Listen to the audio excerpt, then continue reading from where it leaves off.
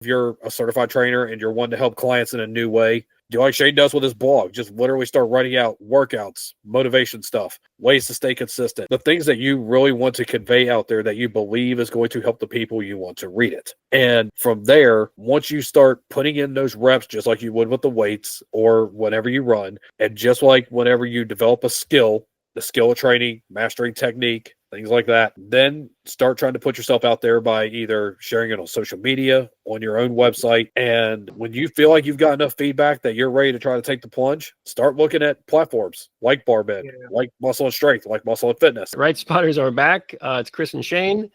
And today we have a very special guest. We have invited onto the show Roger Lockridge, Rock Lockridge, who's one of the most well-known fitness writers, fitness journalists. I didn't double check your preferred title. Sorry. He's been in the game for 16 something years, 20 something years, quite a long time. 4,000 articles written over a handful of different mediums. When it comes to writing in the fitness space, Roger is top of the list. I've worked with him. I've edited some of his stuff. I've, communicated with him a bunch, and we just want to get his take on what it's like writing in the fitness industry, and see what you guys can get when we pick his brain a little bit. So, Roger, how did you get into fitness writing? How, why, and what's up? Where'd you get started? Well, first of all, thank you, Chris and Shane, for having me on. I appreciate it. This is a pretty cool opportunity. I think this is one of the first times I've ever actually really dove into the topic of writing as a topic for an interview.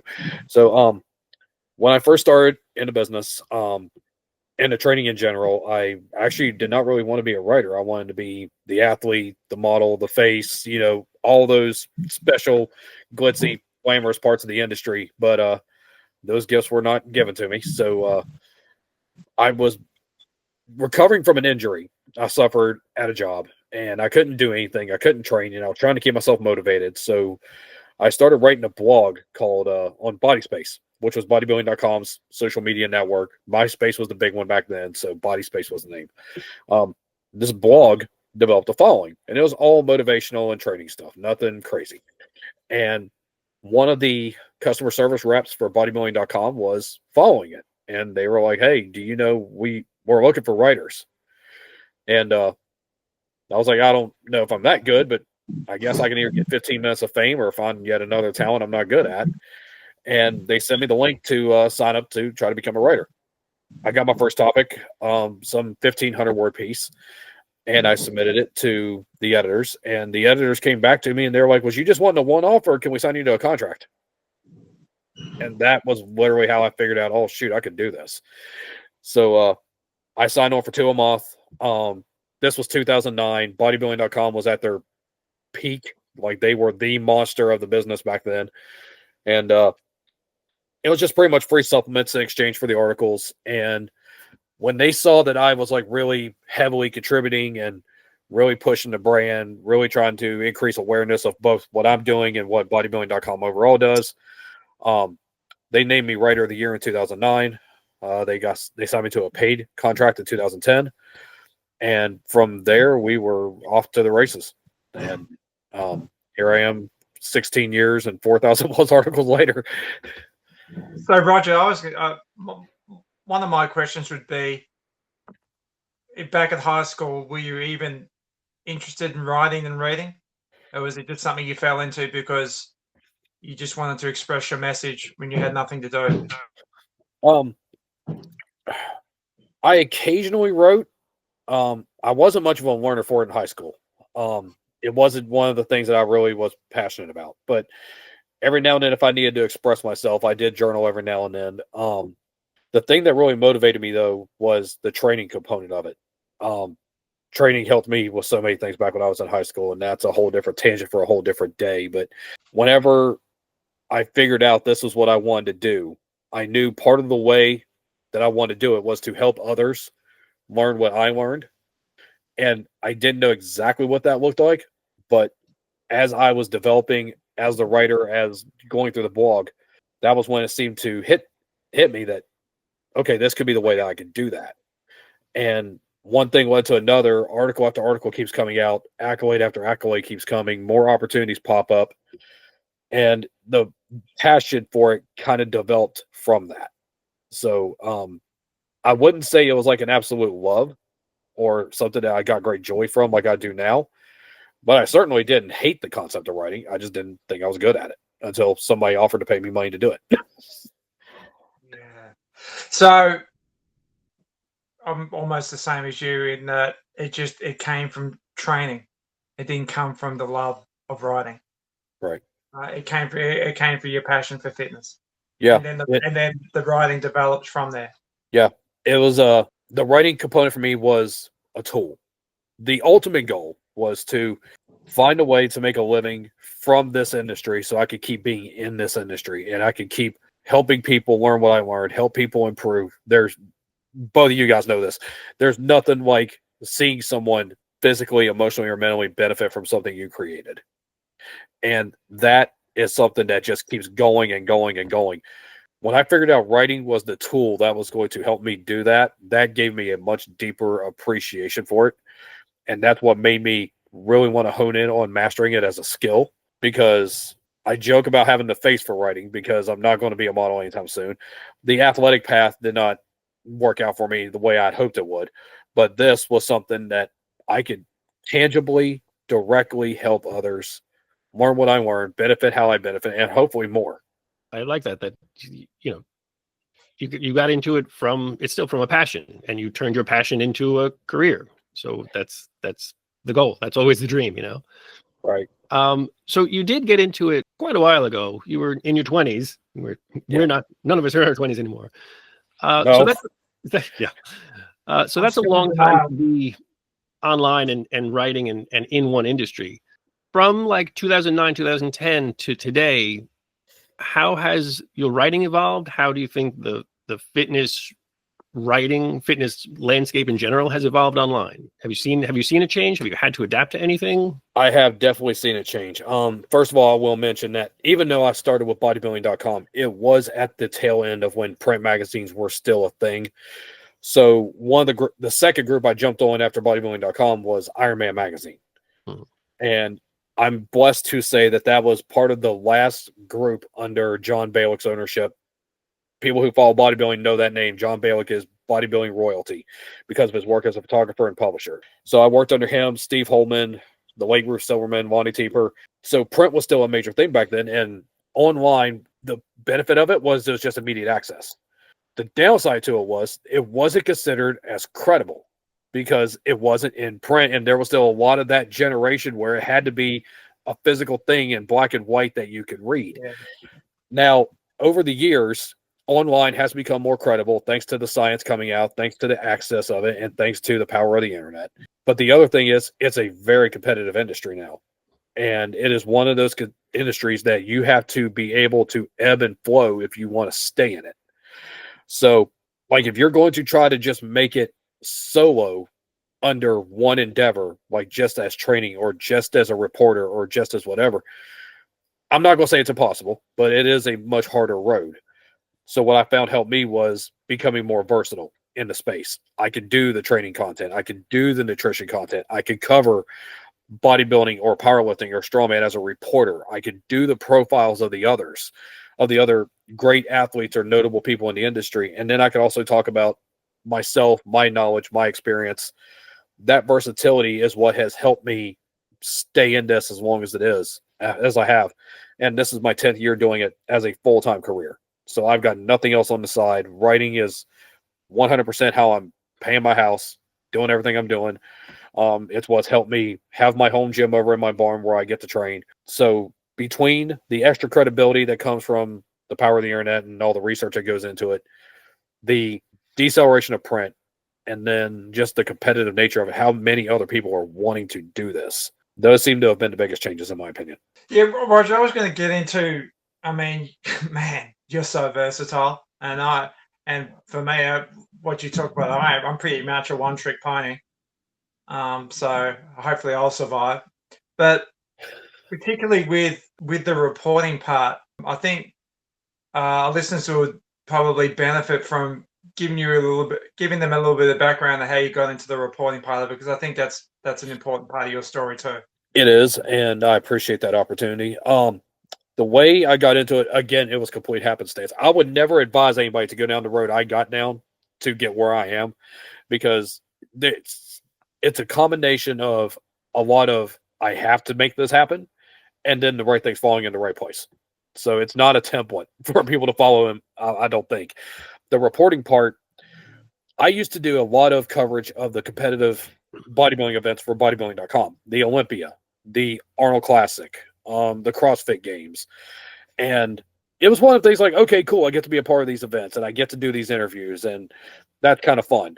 The way it really picked up was the 2000, I'm going to say 19 Arnold Classic.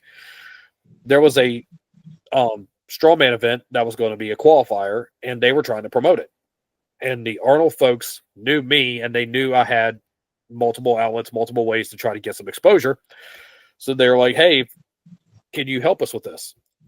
Well, the only site that I knew that really covered strawman was BarBend. So I literally just reached out to the founder, David Tao, and said, hey, I know we've never met, but I'm a 10-year man in this industry, which I was back then. I work with the Arnold Classic folks. They've got the strawman contest. Can we use this as a tester to see how I would fit in with what you need to do? And David agreed, and it kind of started from there. To be completely frank, doing this as a reporter or journalist or whatever title you have, I don't use journalist because I never went to school for it. And a lot of people who have that degree get offended when you use that degree without earning it.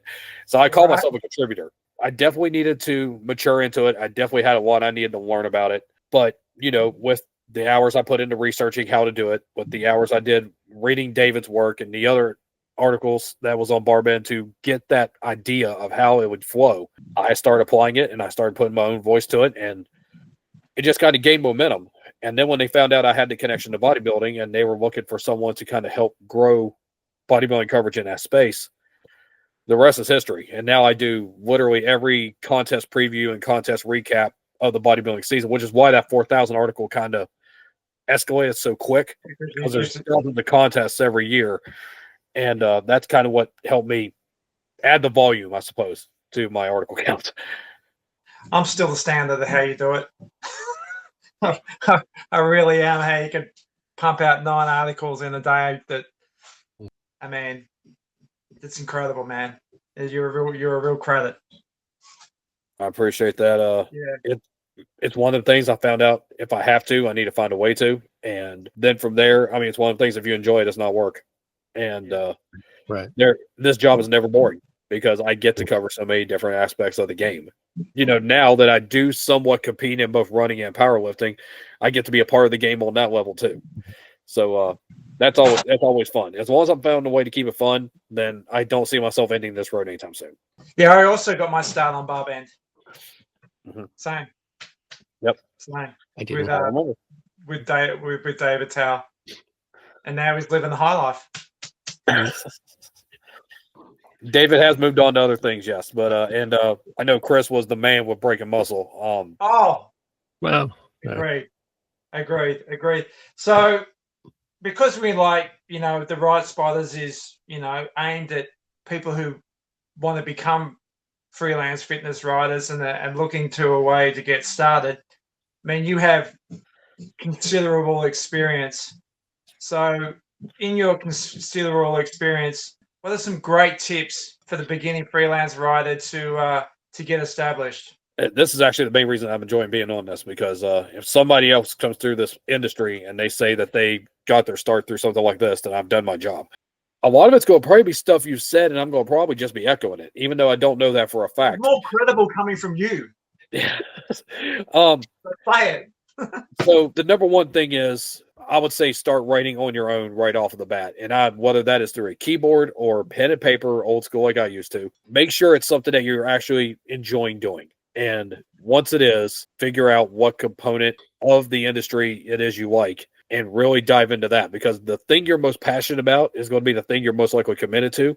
And if you're not a reporter, but you try to start reporting, you're going to probably hit a roadblock and it's going to probably not be as fun. So if personal training is your thing, if you're a certified trainer and you're wanting to help clients in a new way, do like Shane does with his blog. Just literally start writing out workouts, motivation stuff, ways to stay consistent, the things that you really want to convey out there that you believe is going to help the people you want to read it. And from there, once you start putting in those reps, just like you would with the weights or whenever you run, and just like whenever you develop a skill, the skill of training, mastering technique, things like that, then start trying to put yourself out there by either sharing it on social media, on your own website. And when you feel like you've got enough feedback that you're ready to try to take the plunge, start looking at platforms like BarBend, like Muscle and Strength, like Muscle and Fitness. Go through LinkedIn. LinkedIn is a awesome place that was not around when I first started in this industry, but there are always platforms that are hiring writers. Unfortunately, there's also platforms that are letting writers go, which is why this is always stays so competitive. But there's always opportunities out there. And once you find those opportunities, start pursuing them, but don't be afraid of no, because you're going to eventually hit a yes. And you just got to make sure you deal with those no's first. Even someone in my position, I've dealt with more no's than I can count in this business. I don't apply very often, but it has happened. And there has been times it's been like, yeah, you're not a fit for us. Okay, well, it is what it is. But just don't be afraid to go for it if you really want to do it. So in my experience, because, muscle and fitness is a real big deal and people see me write for it, they think, how do I get to write for muscle and fitness? And I feel like saying to them, why don't you publish a blog for 10 years, have a bunch of no's, start off sucking, and then hopefully you suck a little bit less and somebody says, hey, you're willing to get published. I find that there are many writers who want the glitz and the glamour of writing for a big publication, but are not really willing to do the work for it. Writing is work. Right? Oh, yeah. So absolutely. Just talk about a little bit about your work ethic, because I think your work ethic is second to none. I try my best. It's one of the things I really made a point to commit to, because the components of being in the fitness industry is a lot of times you have to travel. And I did not like the thought of being away from my family. So I wanted to make sure I could do this full time in a way that I could stay home as much as possible and be available for my family. And that is where the initial work ethic component of it developed, because I have to find these ways to make this happen. So in my particular case, I'm up at 5 a.m. I am answering questions in the comment section for muscleandstrength.com. That's one of the things I do in the industry. I'm the comment moderator. They call it community management. From there, if there's a recap of shows on a Monday morning, I try to get those done. That way the editors have what they need, and they've got content as soon as 9 a.m. hits. They have that availability to get it up. Then after my son's off to school, if my family and I can do whatever we need to do, we try to squeeze that in then. And from there, it's just a matter of finding the best times to get the work done and then just grinding, get at it. And I made this to a point to where I could do this full time. My best ability is availability. It is one of the things I'm known for saying in the business. And whether it's Muscle and Fitness, whether it's BarBend, whether it's any of the others I write for, Muscle Insider out of Canada, if they need something, they need to know they can count on me. When they get that email to me to let me know, hey, we need this, can you get this done? I want them to already have it on their editorial calendar, because they know I'm coming through. And that reputation is what has helped me keep this position that I'm at, whatever it is. It's that. And then the other component of the work ethic is somebody I have never laid eyes on in my life could potentially be informed or inspired by what I'm doing. There's something powerful about that when you really think about it. Somebody's going to read my byline for the first time. Somebody's going to read my article for the first time, and they may decide they want to get into this. That's something I cannot half-ass at all, because then I'm doing that person a disservice. I'm doing the editors a disservice, and I'm doing the platform a disservice. That's great, Roger. So that kind of leads into my next question. In my experience, I really try to be editor friendly. You talk about, you being available for editors. So I think definitely for the beginning freelance fitness writer, they need to learn ways to make their writing obviously easy to read, editor friendly. So what are your kind of tips for a writer to be more editor friendly besides being available? Number one, read their platform, read their content. Understand how they want it to look, how they want it to read. Don't go full-blown plagiarism and copy everything they're doing. You need to find a way to blend your own style into it. But if there is a certain outline, a certain setup that they format their articles with, kind of learn to understand that. I love what you do, Shane, and I've heard you mention this on a tip in the past on an Instagram post somewhere, is like how you will title the articles in capital letters for Jeff because you know that's how Muscle and Fitness does it. And that's one of the things that I'm echoing what you're saying, learn how they do it and then try to make it as easy for them as possible. Because if they have 4 or 5 articles they have to get up in a day and you're saving them as much as 30 seconds by them not having to retype and capitalize, that's going to help make their day better. It's going to get your article up faster. It's going to just improve the entire process. And then the last thing, which I personally think is maybe one of my personal best strengths, if you want to be editor friendly, be friendly to your editor. Like, maintain contact with them. Make sure how they're doing. Let them ask them. Hey, do you need anything from me? How can I make life easier for you this week? Jeff. If Jeff Topko was sitting here right now, he would tell you. I call him every couple of weeks, and it's not like, hey, I got a question about this. It's, how's life? You just had a cold recently. You getting better? And Shane, you and I have done this in the past too. There is something about just checking in with someone through email, through text, whatever. Just, hey, man, just want to make sure you're doing all right. You came across my mind today. And, that kind of also develops that trust. Jeff and I will hang out at the Olympia and not just like talking business. We'll watch the show. And other editors I have the same relationship with. They'll ask me about my kids. They'll ask about, my wife. I'll be able to ask them about how training's going, how they're doing for the next race or whatever it is. There's nothing wrong with being friends in the business. It doesn't always have to be business 24/7. Yeah, it is.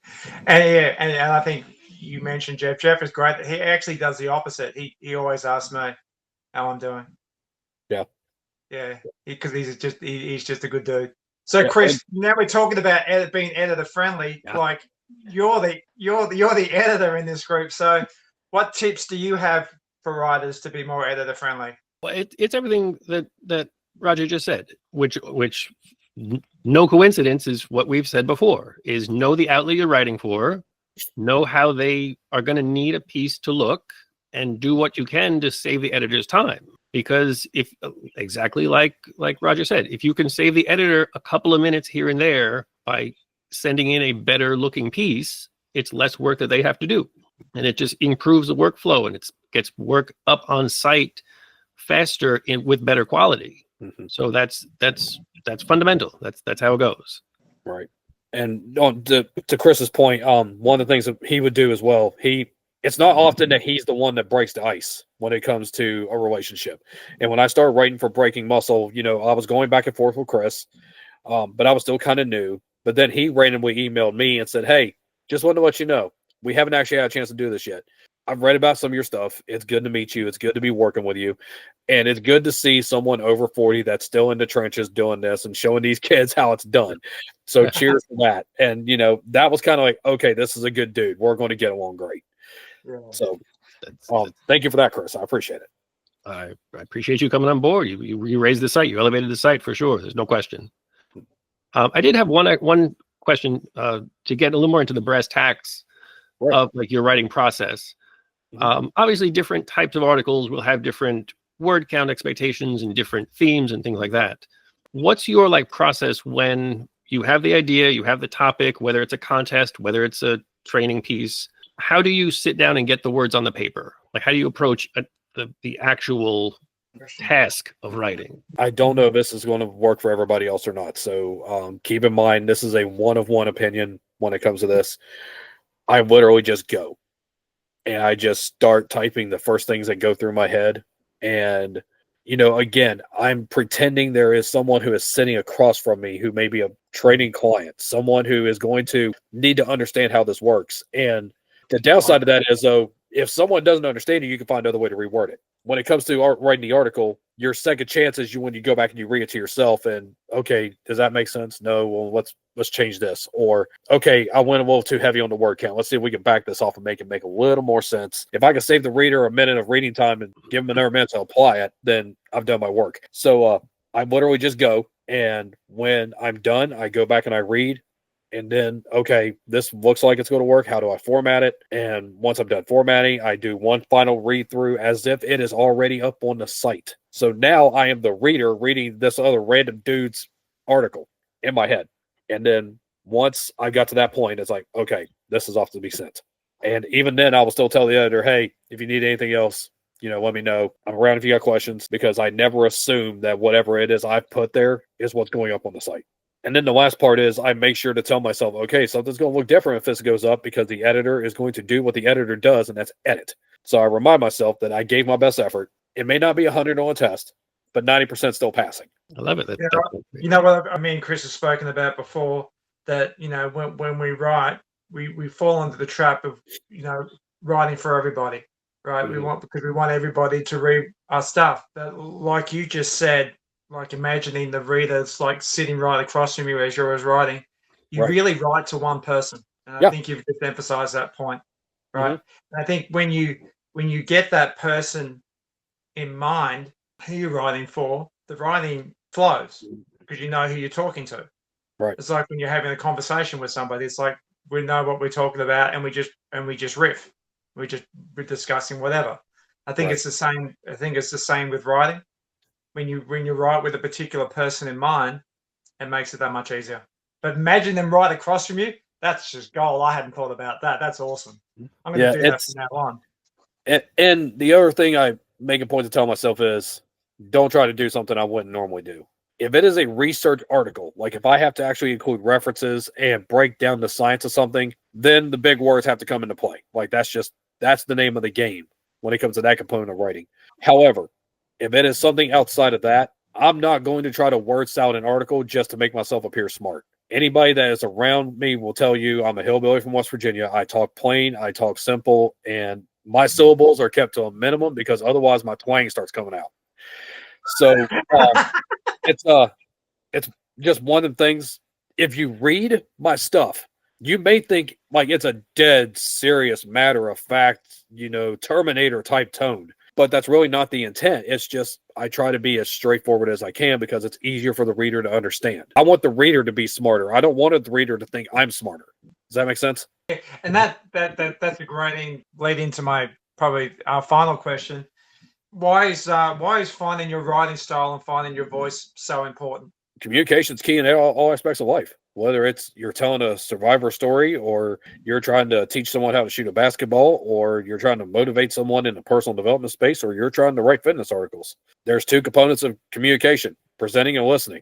And if the other person cannot understand what you're presenting, then you're not a very good presenter. So that's in all aspects of life. You have to understand how to present whatever it is you're wanting to share in a way that the person you want to present it to can understand it and most importantly apply it, especially when it comes to personal trainers, which is I know where most of your viewership comes from. So treat an article as if you're training a client right off of the bat and make sure that you can present something in a way that's easily understood. Then once they learn more themselves and you want to get more advanced into it, you could do that. Like you can easily start off a training article by just talking about how a drop set adds more intensity to a workout because you're pushing the muscle beyond failure by doing more reps, but you're also supporting the muscles by using less weight. So you're doing it in a safe way. And then later on, you can talk about how the type 2A fibers are being taxed and then the type 2B fibers are getting taxed.